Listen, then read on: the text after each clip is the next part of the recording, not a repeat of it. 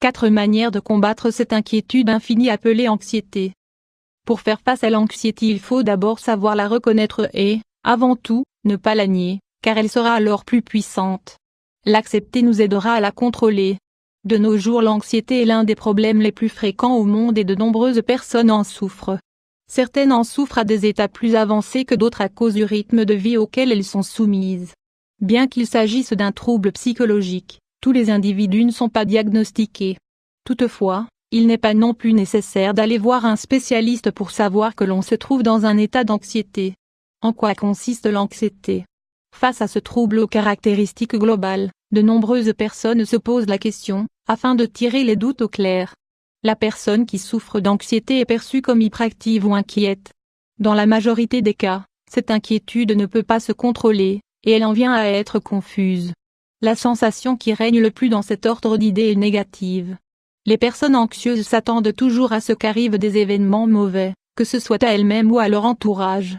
Dans la majorité des cas, la personne est consciente de l'existence du problème, mais pas de son origine, c'est pourquoi il lui est difficile de le contrôler.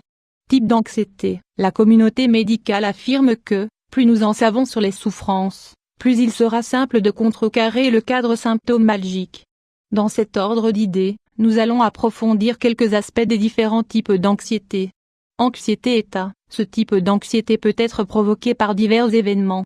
Une fois qu'ils arrivent, la personne réagit de manière anxieuse. Face à l'absence de processus et d'accompagnement psychologique, cela peut apparaître comme une surprise peu agréable. Anxiété-trait. De son côté, l'anxiété-trait fait référence à une personne qui en souffre depuis son jeune âge, et dans la majorité des cas, elle se présente pendant l'enfance.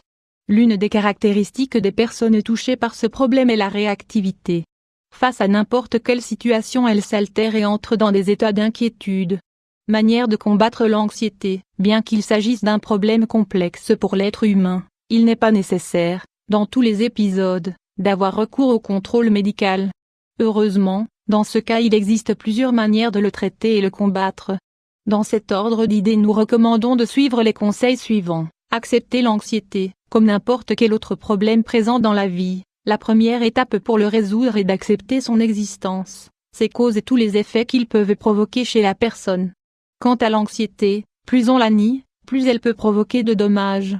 Ainsi, face à un épisode d'anxiété, le mieux est de savoir qu'elle est là et ne pas la catégoriser comme quelque chose de mal car, cela peut générer davantage de préoccupations.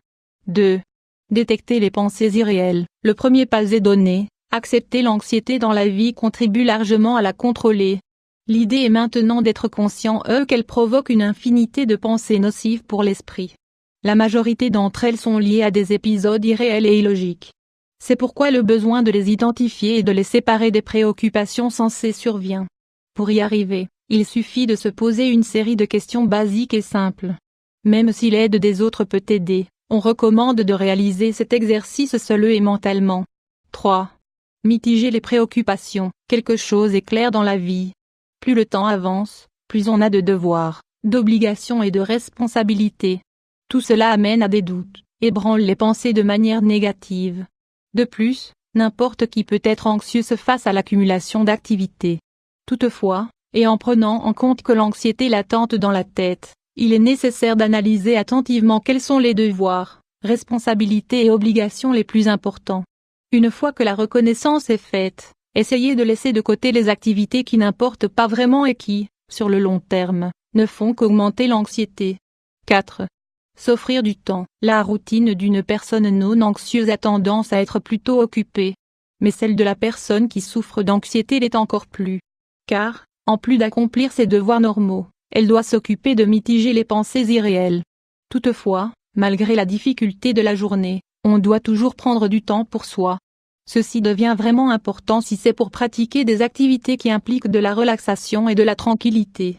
Il existe des alternatives plus simples que d'autres. Toutefois, toutes peuvent apporter leur grain de sable. N'hésitez pas à regarder un film, pratiquer des techniques de relaxation ou de respiration chez vous, pratiquer du yoga ou du pilates, participer à un groupe de danse pour débutants,